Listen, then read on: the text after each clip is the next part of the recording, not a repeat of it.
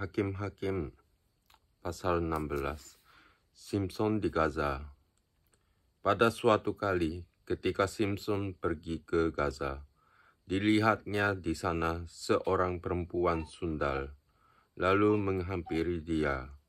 Ketika diberitahukan kepada orang-orang Gaza, Simson telah datang ke sini, maka mereka mengepung tempat itu dan siap menghadang dia. Semalam-malaman itu di pintu gerbang kota, tetapi semalam-malaman itu mereka tidak berbuat apa-apa, karena pikirnya, nanti pada waktu fajar kita akan membunuh dia. Tetapi Simson tidur di situ sampai tengah malam. Pada waktu tengah malam, bangunlah ia, dipegangnya kedua daun pintu gerbang kota itu, dan kedua tiang pintu dicabutnya lah. Semuanya beserta palangnya diletakkannya di atas kedua bahunya. Lalu semuanya itu diangkatnya ke puncak gunung yang berhadapan dengan Hebron. Simson dan Delila. Sesudah itu Simson jatuh cinta kepada seorang perempuan dari lembah Sorek yang namanya Delila. Lalu datanglah raja-raja kota Filistin kepada perempuan itu sambil berkata, "Cobalah bujuk dia untuk mengetahui karena apakah kekuatannya demikian besar, dan dengan apakah kami dapat mengalahkan dia dan mengikat dia untuk menundukkannya. Maka kami masing-masing akan memberikan 1.100 uang perak kepadamu." Lalu berkata Delila kepada Simson, "Ceritakanlah kiranya kepadaku, karena apakah kekuatanmu demikian besar, dan dengan apakah engkau harus diikat untuk ditundukkan?" Jawab Simson kepadanya, "Jika aku diikat dengan 7 tali busur yang baru, yang belum kering, maka aku akan menjadi lemah dan menjadi seperti orang lain, manapun juga." Lalu raja-raja kota orang Filistin membawa 7 tali busur yang baru dan belum kering kepada perempuan itu, dan ia mengikat Simson dengan tali-tali itu. Sedang di kamarnya ada orang bersiap-siap. Kemudian berserulah perempuan itu kepadanya, "Orang-orang Filistin menyergap engkau, Simson." Tetapi ia memutuskan tali-tali busur itu seperti tali rami yang terbakar putus apabila kena api, dan tidaklah ketahuan di mana duduk kekuatannya itu. Kemudian berkatalah Delila kepada Simson, "Sesungguhnya engkau telah mempermain-mainkan dan membohongi aku. Sekarang ceritakanlah kiranya kepadaku dengan apa engkau dapat diikat." Jawabnya kepadanya, "Jika aku diikat erat-erat dengan tali baru yang belum terpakai untuk pekerjaan apapun, maka aku akan menjadi lemah dan menjadi seperti orang lain manapun juga." Kemudian Delila mengambil tali baru, diikatkannya lah dia dengan tali-tali itu dengan berseru kepadanya, "Orang-orang Filistin menyergap engkau, Simson. Di kamar ada orang bersiap-siap, tetapi tali-tali itu diputuskannya tanggal tanggal dari tangannya seperti benang saja. Berkatalah Delila kepada Simson, "Sampai sekarang engkau telah mempermain-mainkan dan membohongi aku. Ceritakanlah kepadaku dengan apakah engkau dapat diikat." Jawabnya kepadanya, "Kalau engkau menenun 7 rambut jalinku bersama-sama dengan lungsin, lalu mengokohkannya dengan patok, maka aku akan menjadi lemah dan menjadi seperti orang lain manapun juga." Kemudian perempuan itu mengokohkan lagi tenunan itu dengan patok. Lalu berserulah kepadanya, "Orang-orang Filistin menyergap engkau, Simson." Tetapi ketika ia terjaga dari tidurnya, disentaknya lepas patok tenunan dan lungsing itu. Berkatalah perempuan itu kepadanya, "Bagaimana mungkin engkau berkata, 'Aku cinta kepadamu,' padahal hatimu tidak tertuju kepadaku? Sekarang telah 3 kali engkau mempermain-mainkan aku dan tidak mau menceritakan kepadaku, karena apakah kekuatanmu demikian besar?" Lalu setelah perempuan itu berhari-hari merengek-rengek kepadanya dan terus mendesak-desak dia, ia tidak dapat lagi menahan hati, sehingga ia mau mati rasanya. Maka diceritakannya lah kepadanya segala isi hatinya. Katanya, "Kepalaku tidak pernah kena pisau cukur, sebab sejak dari kandungan ibuku, aku ini seorang nazir Allah.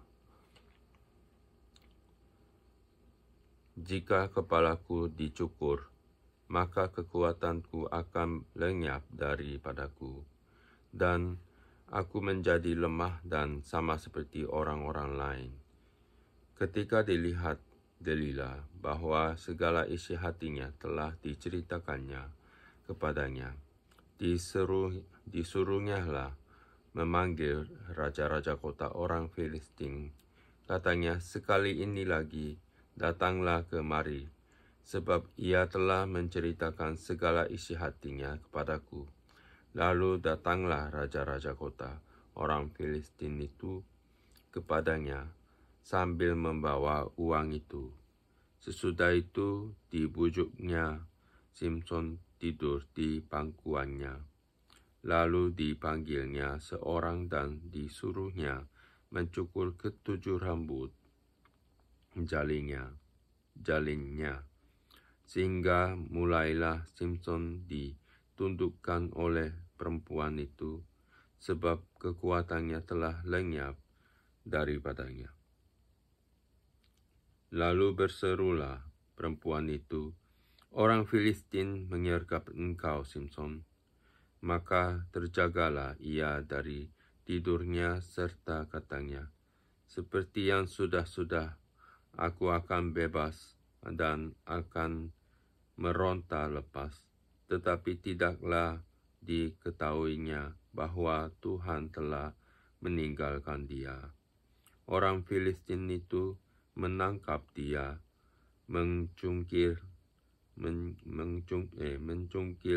kedua matanya dan membawanya ke Gaza. Di situ ia dibelenggu dengan 2 rantai tembaga, dan pekerjaannya di penjara ialah menggiling. Tetapi rambutnya mulai tumbuh pula sesudah dicukur. Simson mati.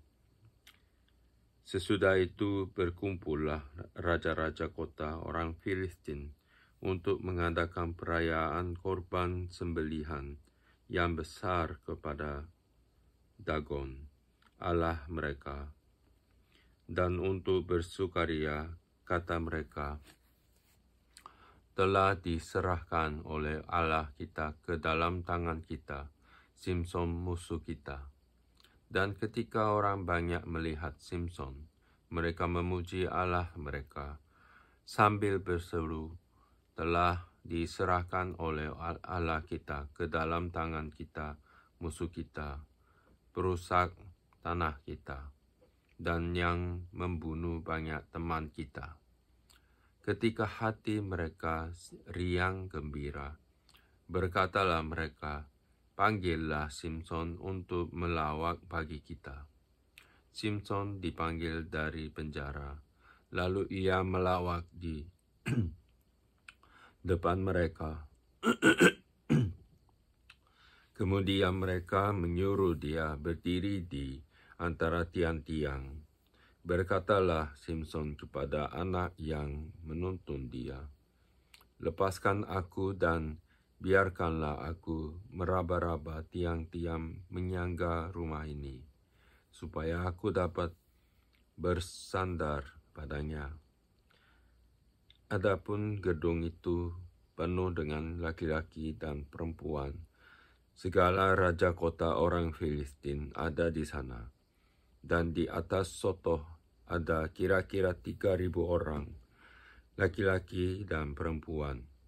Dan yang menonton lawak Simson itu. Berserulah Simson kepada Tuhan, katanya, ya Tuhan Allah, ingatlah kiranya kepadaku dan buatlah aku kuat. Sekali ini saja, ya Tuhan, ya Allah, supaya dengan satu pembalasan juga kubalaskan kedua mataku itu kepada orang Filistin. Kemudian Simson merangkul kedua tiang yang paling tengah penyangga rumah itu, lalu bertopang kepada tiang yang satu dengan tangan kanannya dan kepada tiang yang lain dengan tangan kirinya. Berkatalah Simson, biarlah kiranya aku mati bersama-sama orang Filistin ini.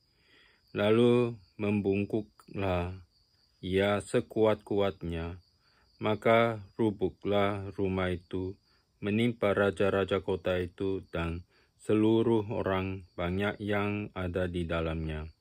Yang mati dibunuhnya pada waktu matinya itu, lebih banyak daripada yang dibunuhnya pada waktu hidupnya.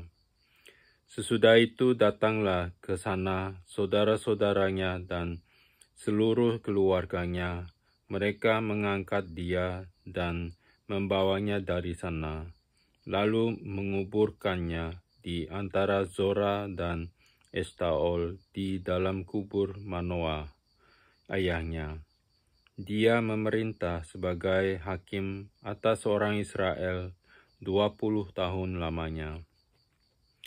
Pasal 17. Patung sembahan Mika. Ada seorang dari pegunungan Efraim, Mika namanya. Berkatalah ia kepada ibunya, uang perak yang 1.100 itu yang diambil orang daripadamu, dan yang karena itu kau ucapkan kutuk. Aku sendiri mendengar ucapanmu itu. Memang uang itu ada padaku, akulah yang mengambilnya. Lalu kata ibunya, diberkatilah kiranya anakku oleh Tuhan. Sesudah itu dikembalikannya lah uang perak yang 1.100 itu kepada ibunya. Tetapi ibunya berkata, aku mau menguduskan uang itu bagi Tuhan. Aku menyerahkannya untuk anakku supaya dibuat patung pahatan dan patung tuangan daripada uang itu. Maka sekarang uang itu ku kembalikan kepadamu. Tetapi orang itu mengembalikan uang itu kepada ibunya, lalu perempuan itu mengambil 200 uang perak dan memberikannya kepada tukang perak yang membuat patung pahatan dan patung tuangan daripada uang itu. Lalu patung itu ditaruh di rumah Mika. Mika ini mempunyai kuil. Dibuatnyalah efod dan terafim. Ditahbiskannya salah seorang anaknya laki-laki yang menjadi imamnya. Pada zaman itu tidak ada raja di antara orang Israel. Setiap orang berbuat apa yang benar menurut pandangannya sendiri. Maka ada seorang muda dari Betlehem Yehuda, dari kaum Yehuda. Ia seorang Lewi dan tinggal di sana sebagai pendatang. Lalu orang itu keluar dari kota Betlehem Yehuda untuk menetap sebagai pendatang di mana saja ia mendapat tempat. Dan dalam perjalanannya itu sampai ia ke pegunungan Efraim di rumah Mika. Bertanyalah Mika kepadanya, "Engkau dari mana?" Jawab kepadanya, "Aku orang Lewi dari Betlehem Yehuda, dan aku pergi untuk menetap sebagai pendatang di mana saja aku mendapat tempat." Lalu kata Mika kepadanya, "Tinggallah padaku dan jadilah bapa dan imam bagiku.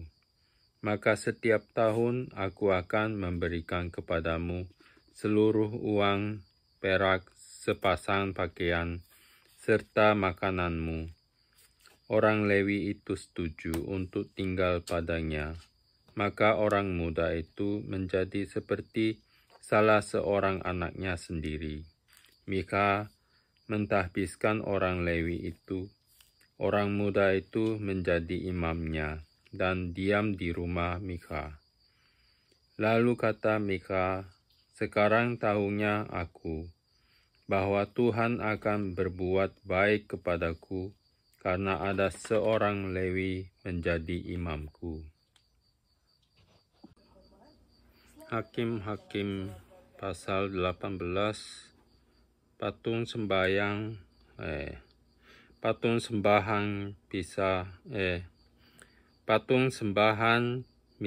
Mika dirampas oleh Bani Dan. Pada zaman itu tidak ada raja di antara orang Israel, dan pada zaman itu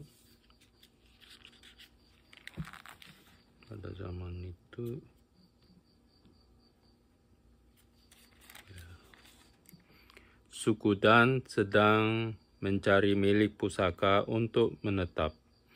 Sebab sampai hari itu mereka belum juga mendapat bagian milik pusaka di tengah-tengah suku-suku Israel. Sebab itu Bani Dan menyuruh dari kaumnya 5 orang dari seluruh jumlah mereka. Semuanya orang-orang yang gagah perkasa, yang berasal dari Zora dan Estaol, untuk mengintai negeri itu dan menyelidikinya, serta berkata kepada mereka, "Pergilah menyelidiki negeri itu." Ketika orang-orang itu sampai ke pegunungan Efraim di rumah Mika, bermalamlah mereka di sana. Ketika mereka ada dekat rumah Mika itu, dikenal merekalah logat orang muda suku Lewi itu. Lalu singgahlah mereka ke sana dan berkata kepadanya, "Siapakah yang membawa engkau kemari? Apakah pekerjaanmu dan urusanmu di sini?" Katanya kepada mereka, "Begitulah dilakukan Mika kepadaku. Ia menggaji aku dan aku menjadi imamnya." Kata mereka kepadanya, "Tanyakanlah kiranya kepada Allah supaya kami ketahui apakah perjalanan yang kami tempuh ini akan berhasil. Kata imam itu kepada mereka, "Pergilah dengan selamat. Perjalanan yang kamu tempuh itu dipandang baik oleh Tuhan." Sesudah itu pergilah kelima orang itu, lalu sampailah mereka ke Lais. Dilihat merekalah bahwa rakyat yang diam di sana hidup dengan tenteram, menurut adat orang Sidon, aman dan tenteram. Orang-orang itu tidak kekurangan apapun yang ada di muka bumi, malah kaya harta. Mereka tinggal jauh dari orang Sidon dan tidak bergaul dengan siapapun juga. Setelah mereka kembali kepada saudara-saudara sesukunya di Zora dan Estaol, berkatalah saudara-saudara sesukunya kepada mereka, "Apakah yang kamu dapati di sana?" Jawab mereka, "Bersiaplah, marilah kita maju menyerang mereka. Sebab kami telah melihat negeri itu, dan memang sangat baik. Masakan kamu tinggal diam? Janganlah bermalas-malas untuk pergi memasuki dan menduduki negeri itu. Apabila kamu memasukinya, kamu mendapati rakyat yang hidup dengan tenteram, dan negeri itu luas ke sebelah kiri dan sebelah kanan. Sesungguhnya Allah telah menyerahkannya ke dalam tanganmu. Itulah tempat yang tidak kekurangan apapun yang ada di muka bumi." Lalu berangkatlah dari sana, dari Zora dan Estaol, 600 orang dari kaum suku Dan, diperlengkapi dengan senjata. Mereka maju, lalu berkemah di Kiryat Yearim di Yehuda. Itulah sebabnya tempat itu disebut Manahe-Dan sampai sekarang. Letaknya di sebelah barat Kiryat Yearim. Dari sana mereka bergerak terus ke pegunungan Efraim dan sampai di rumah Mika. Lalu berbicaralah kelima orang yang telah pergi mengintai daerah Lais itu. Katanya kepada saudara-saudara sesukunya, "Tahukah kamu bahwa dalam rumah-rumah ini ada efod terafim, patung pahatan, dan patung tuangan? Oleh sebab itu, insafilah apa yang akan kamu perbuat."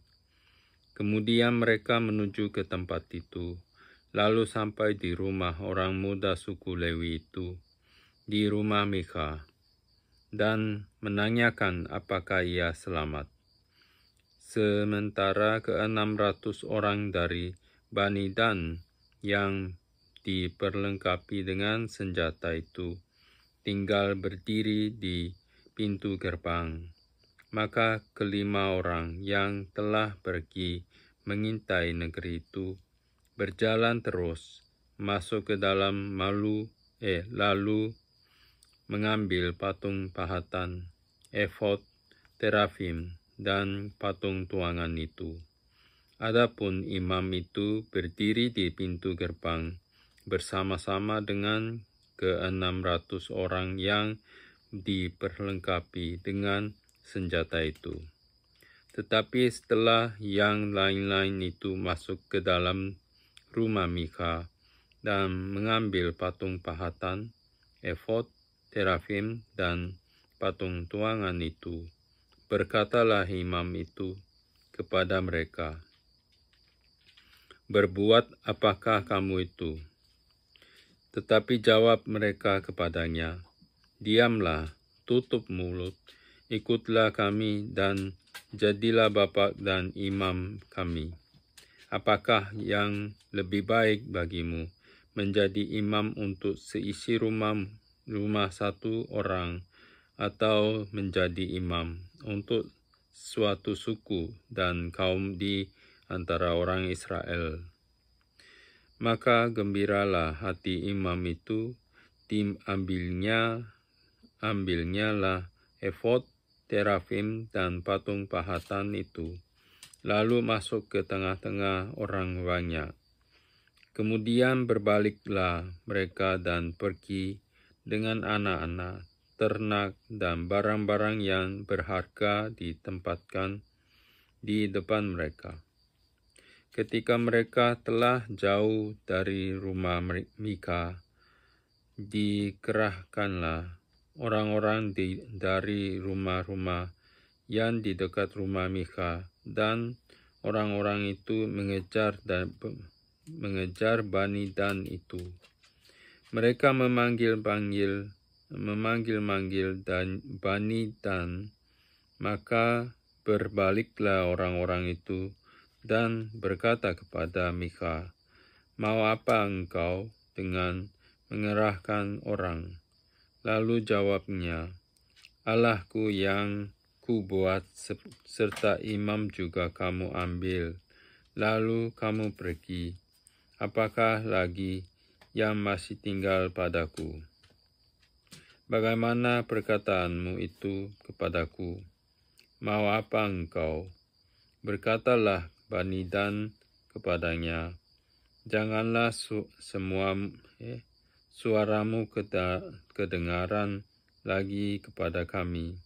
Nanti ada orang yang menyerang engkau karena sakit hati, dan dengan demikian engkau serta seisi rumahmu kehilangan nyawa." Lalu Bani Dan melanjutkan perjalanannya, dan Mika, setelah dilihatnya mereka itu lebih kuat daripadanya, berpalinglah ia pulang ke rumahnya.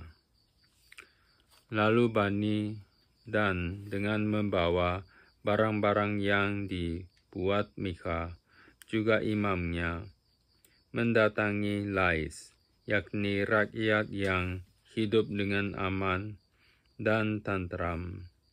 Mereka memukul orang-orang itu dengan mata pedang, dan kotanya dibakar.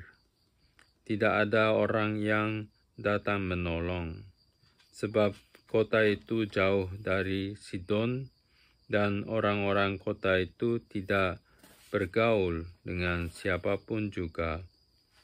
Letak kota itu di lembah Bet Rehob. Kemudian Bani Dan membangun kota itu kembali dan diam di sana.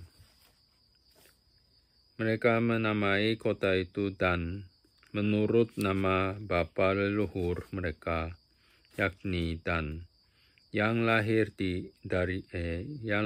bagi Israel.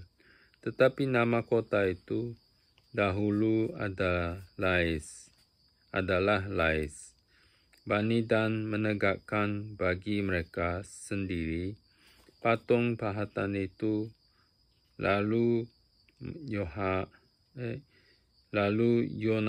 Yonatan bin Gerson bin Musa bersama-sama dengan anak-anaknya menjadi imam bagi suku Dan, sampai penduduk negeri itu diangkut sebagai orang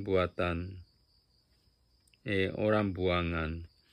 Demikianlah mereka menempatkan bagi mereka sendiri patung pahatan yang telah dibuat Mika itu, dan patung itu ada di sana selama rumah Allah ada di Silo.